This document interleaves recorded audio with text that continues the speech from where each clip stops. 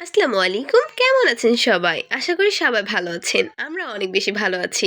আজকে আমার মামা কোয়েল পাখি কেনার জন্য বাজারে গিয়েছিল।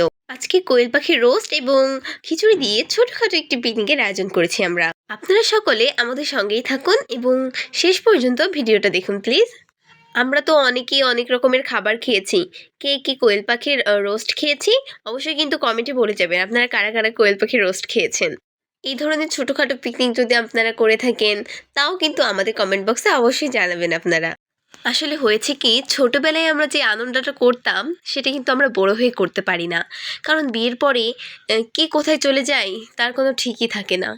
আমাদের বন্ধুরা তাদের কর্মস্থানে চলে যায় এবং বান্ধবীরা চলে যায় তাদের শ্বশুর বাড়িতে। অনেকদিন পরে যখন তাদের সাথে দেখা হয় সেই শৈশবের দিনগুলো মনে পড়ে যায়।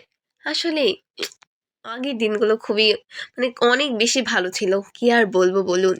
আসলে গল্প করতে, করতে রান্নার রেসিপিটা বলতেই ভুলে গেছি। আপনারা ১ম এ লবণ, হলুদ এবং শুকনো মরিচের গুঁড়া দিয়ে এটাকে ভালোভাবে মাখিয়ে নিবেন। তারপরে এটা কিছুক্ষণ রেস্টে রেখে দেওয়ার পরে এটাকে ভাজা, ভাজা তেলে ডুবো, ডুবো তেলে ভেজে নিবেন। তারপর লাল, লাল হয়ে উঠলে এটাকে আমরা কড়াই থেকে তুলে নিব। এমন করে ভাজতে হবে যেন এটার ভিতরে কোনো কাঁচা ভাব না থাকে বা খেতে যেন সুস্বাদু হয় এমন করে ভাজতে হবে। তারপর সব ধরনের গুঁড়া মশলা আমরা একটা বাটিতে বা একটা ছোট জায়গায় অ্যাড করব। রেগুলার যেই মশলাগুলো দিয়ে আমরা বাসায় রোস্ট তৈরি করি সেই মশলাগুলো দিয়েই আমরা এই কোয়েল পাখির রোস্টের মশলাটা তৈরি করে নিব। এবার এটাকে ভালো করে নেড়েচেড়ে মাখিয়ে নিব। তারপর পরিমাণ মতো তেল দিয়ে পেঁয়াজের বেরেস্তা তৈরি করে নিব। ডুবো ডুবো তেলে ভাজতে হবে কিন্তু এটা, তাহলে অনেক বেশি সুস্বাদু হবে। তারপর ওই যে আগের মাখিয়ে রাখা মশলাগুলো তার ভিতরে ঢেলে দিব। এরপর আমরা দিব যেই রোস্টের মশলা সেটা। এই মশলাটা দিলে খেতে অনেক বেশি টেস্ট এবং ঘ্রাণ বের হয়। তারপরে তেল ওঠা ভাব না হয়ে ওঠা পর্যন্ত এটাকে কষিয়ে নিব।